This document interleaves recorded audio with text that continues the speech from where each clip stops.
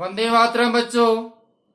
मैं दीनदयाल शर्मा आज आपके मध्य कक्षा 10वीं का हम तृतीय पाठ का अध्ययन करेंगे। बच्चों, हमारा तृतीय पाठ है स्वराष्ट्रीय गौरवम। क्या नाम बच्चों तृतीय पाठ का? स्वराष्ट्रीय गौरवम। हम इस पाठ का जो 10वीं बोर्ड के सिलेबस के अनुसार हम इसका अध्ययन करेंगे। बच्चों, हमारा जो तीसरा पाठ है, इस पाठ में से हिंदी अनुवाद भी बोर्ड के अंतर्गत आता है तथा इसकी जो संस्कृत व्याख्या है वह संस्कृत व्याख्या भी बोर्ड के अंतर्गत आती है। इसीलिए हम पहले इस पाठ का हिंदी अनुवाद पढ़ेंगे, इसके उपरांत हम इसकी संस्कृत व्याख्या करेंगे।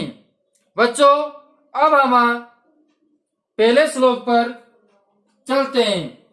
हमारा पहला श्लोक है उत्तरम यत् समुद्रस्य हिमाद्रे चेउ दक्षिणम वर्ष तद भारतम नामे भारती यत्र संतति। कहने का तात्पर्य यह है कि यत मानी जो, उत्तर मानी उत्तर में, जो उत्तर में समुद्र से मानी समुद्र के, जो समुद्र की उत्तर दिशा में, जो समुद्र की उत्तर दिशा में, और चैव और हिमाद्री मानी हिमालय की दक्षिण दिशा में, जो हिमालय की दक्षिण दिशा में क्या है? वर्ष तदेव भारतम नामे, मतलब जो भारत का भूभाग है, मतलब जो भूभाग है वह भूभाग जहां भारती है बच्चों मां सरस्वती, यत्र संतति मां सरस्वती की वहां संतान है। किसकी संतान है? मां सरस्वती की संतान है। तो वही हमारा भारत वर्ष है, वही भारत देश है। अब बच्चों, इसके अनुवाद को समझाने से पूर्व मैं आपको जो हमारा संस्कृत व्याख्या में प्रसंग आता है उस प्रसंग को समझाऊंगा। उसके उपरांत इसका हिंदी अनुवाद और फिर संस्कृत व्याख्या को हम देखते हैं। तो बच्चों, प्रसंग के अंतर्गत जो मैंने श्याम पट पर लिखा हुआ है, यह प्रसंग हमारे पूरे पाठ में काम आ जाएगा। पूरे पाठ के अंतर्गत यही प्रसंग चलेगा। हमको कौन से स्थान पर क्या चेंज करना है वो मैं आपको बताता हूं। तो बच्चों, ध्यान दे कि प्रस्तुत पद्यम जो प्रस्तुत पद्यांश है, अस्माकम हमारी पाठ्य पुस्तक जो प्रस्तुत पद्यांश है वह हमारी पाठ्य पुस्तक स्पंदना से स्वराष्ट्रीय गौरवम अपने राष्ट्र के गौरव इति शीर्षक पाठात उद्धृतम, शीर्षक पाठ से लिया गया है। तो बच्चों, ये जो मैंने पंक्ति बताई है, ये पंक्ति पूरे ही पाठ के अंतर्गत प्रसंग में हमारे काम आएगी। क्योंकि इसमें हमने क्या बताया है? सबसे पहले बताया है कि हमारी जो पाठ्य पुस्तक है स्पंदनया, उसके स्वराष्ट्रीय गौरवम शीर्षक से ये लिया गया है। अब बच्चों, अब क्या करेंगे? मूलतः पद्य इदम, मूल रूप से इस पद के अंतर्गत, जो कि हमने आपको यहां लिख रखा है विष्णु पुराणम। आपको इस श्लोक के साथ में, या तो आपकी परीक्षा में आएगा, यह श्लोक के साथ में, प्रत्येक श्लोक के साथ में लिखा हुआ है कि ये किस पुराण से लिया गया है, किस ग्रंथ से लिया गया है वो सब आपके श्लोक के साथ में आएगी। तो बच्चों अब हम ये पद विष्णु पुराणम संकलितम, ये जो पद है वो विष्णु पुराण से संकलित है। तो हम पद एकदम लिखेंगे और प्रत्येक श्लोक में अलग अलग है, तो अलग अलग को हम याद रखेंगे, या तो श्लोक में आएगा परीक्षा के अंतर्गत, पेपर के अंतर्गत, या फिर हम भी जो जितने श्लोक है उनको सब में ध्यान रखेंगे कि कौन सा श्लोक किस पुराण से लिया गया है। तो बच्चों अब हम यहाँ केवल भर देंगे विष्णु पुराणम। क्या लिख दिया बच्चों? विष्णु पुराणम। विष्णु पुराणम संकलितम, विष्णु पुराण से संकलित है। हमारी ये बात कंप्लीट हो गई। अब हम आगे चलते हैं। आगे अस्मिन् पद्ये, इस पद के अंदर किस चीज का वर्णन है? तो बच्चों प्रत्येक पद के अंदर किसी में भारत के भौगोलिक स्थिति का वर्णन है, किसी में भारत के महत्व का वर्णन है। तो इस प्रकार के जो अलग अलग विशेषता है उनका हमको जो वर्णन बताया गया है पद के अंदर वो लिखना है, जो कि हमारे श्लोक के अंतर्गत ही हमको पता लग जाएगा कि इस पाठ में इस श्लोक के अंतर्गत किस चीज का वर्णन है। तो हमारा जो यह है श्लोक क्रमांक 1 है, इसमें भारत देश की भौगोलिक स्थिति के बारे में बताया गया है कि बच्चों कि समुद्र के उत्तर दिशा में और हिमालय के दक्षिण में जो भूभाग है ना, जो सरस्वती की संतान है उसे ही हम भारत देश कहते हैं। तो इसमें दिशा का वर्णन किया गया है, तो हम इसमें लिख देंगे भारत देश से, भारत देश से, भारत देश के। अब किसके बारे में? भौगोलिक स्थिति के बारे में। तो यहाँ पर भौगोलिक स्थिति वर्णिते, भौगोलिक स्थिति वर्णिते कवि कथ्यति, भौगोलिक स्थिति के वर्णन करते हुए कवि कहता है कि। तो बच्चों इतना सा हम यह प्रसंग बिल्कुल याद रखेंगे। 2 चीजें हमको हर श्लोक में चेंज करनी है, तो हम चेंज कर लेंगे। पहली बात चेंज करने के लिए आपके यहाँ पर हर श्लोक में साथ में परीक्षा में आएगा। दूसरे में कोई ऐसा कठिन वस्तु नहीं है। अगर श्लोक का आपको हिंदी अनुवाद याद है तो आप ये चीज को भी कर लोगे। तो इस प्रकार हमारा प्रसंग पूरा हो जाएगा। अब बच्चों पहले हम चलते हैं हिंदी अनुवाद की ओर, फिर हम करेंगे इसी पद्यांश की संस्कृत व्याख्या, क्योंकि परीक्षा के अंदर हिंदी व्याख्या और संस्कृत व्याख्या दोनों में से कोई सी भी आ जाती है। तो बच्चों ध्यान दें, इस पाठ का हमने आपको अनुवाद बताया था कि जो समुद्र की उत्तर दिशा में, जो समुद्र की उत्तर दिशा में, जो समुद्र की उत्तर दिशा में और हिमालय पर्वत की और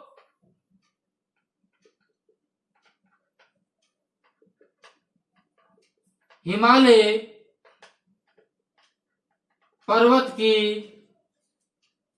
दक्षिण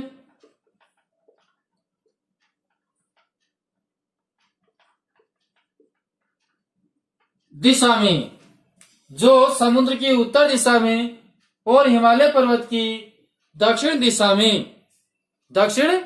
दिशा में भूभाग है। क्या है बच्चों? भूभाग है, भूभाग है। जो भूभाग है जहां भारती कहने का मतलब भारतीय शब्द है, तो दोनों शब्द हम लिख सकते हैं। जहां भारतीय, एक अर्थ तो इसका भारतीय हो गया और दूसरा अर्थ क्या हुआ, क्योंकि संतति दे रखा ना कि भारतीय की संतान, यह भारतीय का अर्थ होता है सरस्वती की संतान, सरस्वती पुत्र। अर्थात हम कह सकते हैं, अर्थात सरस्वती पुत्र, अर्थात सरस्वती पुत्र भी हम बता सकते हैं, क्योंकि भारतीय का अर्थ भारतीय भी होता है और सरस्वती पुत्र भी हो सकता है। तो सरस्वती पुत्र है, सरस्वती पुत्र है, वही हमारा भारत देश है।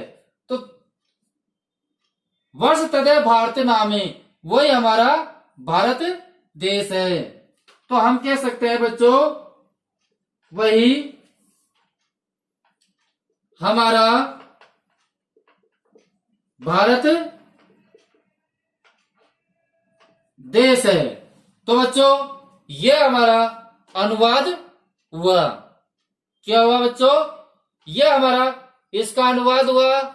एक बार आप शाम पर से स्क्रीनशॉट ले सकते हैं और उसके बाद में आप इसका अध्ययन कर सकते हैं कि इसमें बताया गया है कि जो समुद्र की उत्तर दिशा में और हिमालय पर्वत की दक्षिण दिशा में जो भूभाग है, जहां भारतीय अर्थात सरस्वती के पुत्र हैं, वही हमारा भारत देश है।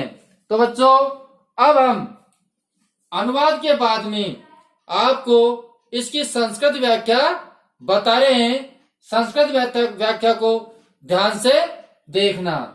अगर आपको हिंदी अनुवाद याद है तो आप उसकी संस्कृत व्याख्या कर देंगे। तो बच्चों अब हम चालू करते हैं संस्कृत व्याख्या। तो देखिए संस्कृत व्याख्या की ओर चलते हैं। बड़ा ही सिंपल है, लेकिन उससे पूर्व आपको इसका अर्थ, अनुवाद ये याद होना आवश्यक है। तो हम इसका लेते हैं कि सागर से ये जो सागर के, तो बच्चों ध्यान दे, सागर से ये जो सागर के उत्तर श्याम दिशि,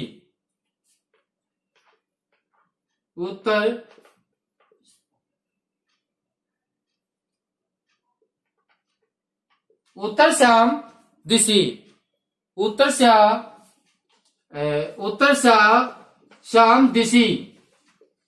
क्यों जाए बच्चों? जो सागर के उत्तर श्याम दिशि, जो सागर के उत्तर दिशा में है, और हिमालय से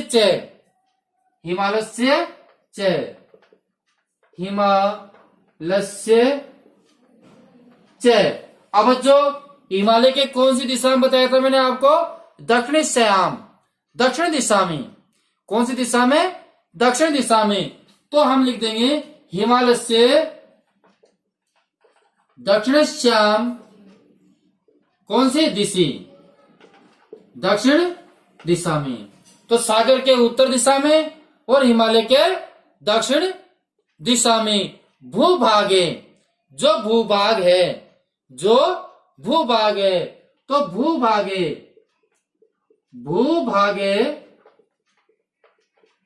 वर्तते, जो भूभाग है, सएव वही, स एव भागे वही भाग, सएव भागे वही भाग, सा प्लस एव मानी सा स्त्रीलिंग शब्द है और एव मानी ही वही भाग क्या कहलाता है? भारत देश है कथ्यते। सा एव भागे भारत देश कथ्यते, वही भाग भारत देश कहलाता है। तो बच्चों आपके समझ में आ रहा होगा, क्योंकि आपको अर्थ आपको याद है, तो अर्थ के अनुसार ही मैं इसको लिख रहा हूं, इसमें कोई ऐसी दिक्कत नहीं है। अब हम आगे चलते हैं। अस्मिन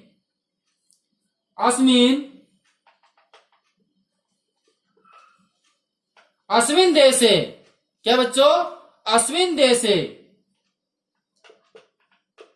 अस्मिन देशे भारतीय नामे, अस्मिन देशे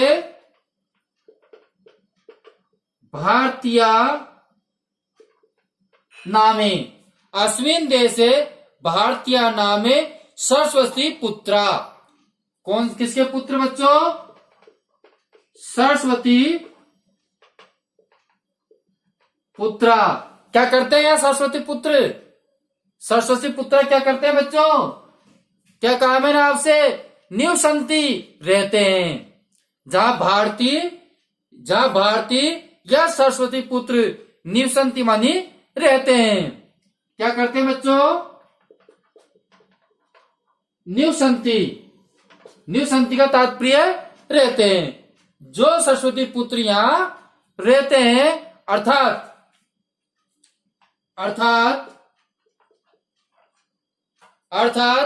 वे क्या है? भारत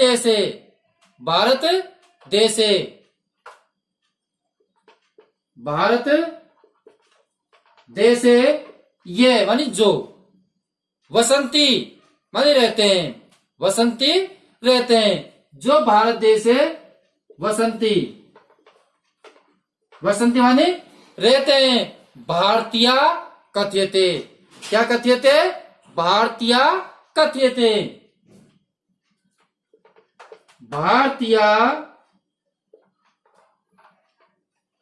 भारतीय कथ्यन्ते। क्यों जाएगा बच्चों?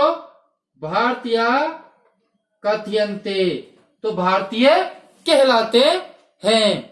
अब बच्चों इसके बाद में हमारे विशेष है। विशेष के अंतर्गत हम इसमें क्या महत्वपूर्ण बातें इस पद्यांश में बताई गई है, किसका वर्णन है, वो इसमें हम लिखेंगे।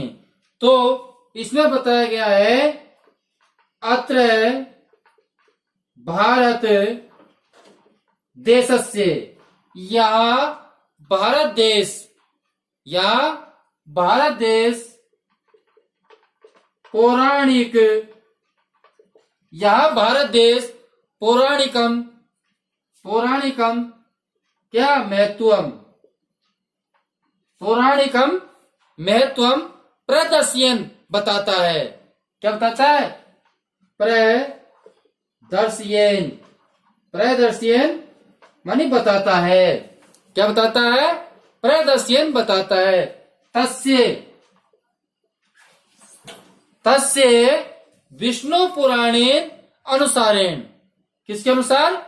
विष्णु पुराण के अनुसार। तो बच्चों हम कोई अलग से नहीं ले रहे हैं, जो अपने गद्यांश में सामने दिया है उसमें से हम आपको बता रहे हैं कि विष्णु पुराण के अनुसार इसमें किसका वर्णन किया गया है। मैंने आपको प्रसंग में बताया था, तो सुनिए। विष्णु पुराणेन, विष्णु पुराणा, ऐसे करते हैं बच्चों, विष्णु पुराणा करते हैं। विष्णु पुराणा